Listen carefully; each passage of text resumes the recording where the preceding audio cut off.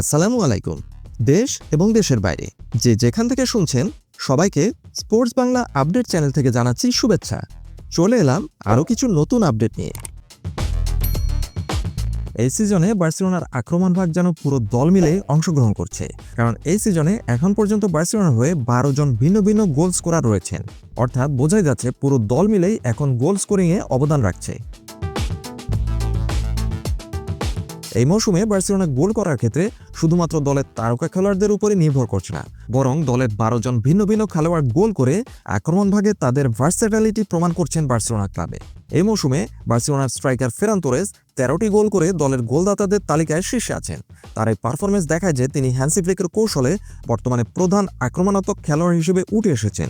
Robert লেভানডোভস্কির চেয়ে তিনি এগিয়ে আছেন এবং দলের প্রথম পছন্দের তালিকায় রয়েছেন। অন্যদিকে অভিজ্ঞ রবার্ট লেভানডোভস্কি এবং তরুণ বিস্ময় বালক লামিন ইয়ামাল দুজনে 8টি করে গোল করে দলের আক্রমণভাগে বড় শক্তি জুগিয়েছেন। এছাড়াও ফার্মিন লোপেজ 7টি গোল করে মিডফিল্ড থেকে গুরুত্বপূর্ণ অবদান রাখছেন বার্সেলোনা ক্লাবে।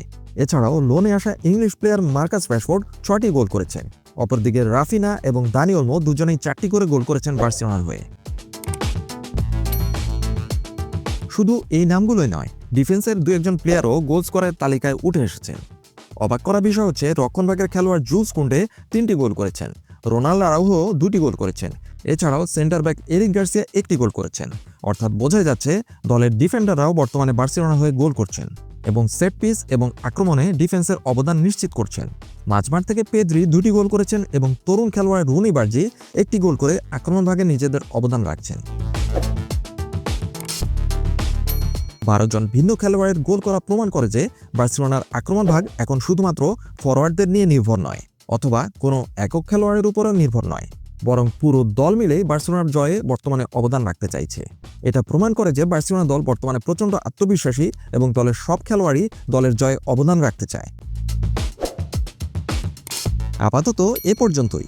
সবাই ভালো থাকুন, সুস্থ থাকুন, নিরাপদে থাকুন, এই প্রত্যাশায় আল্লাহ হাফেজ।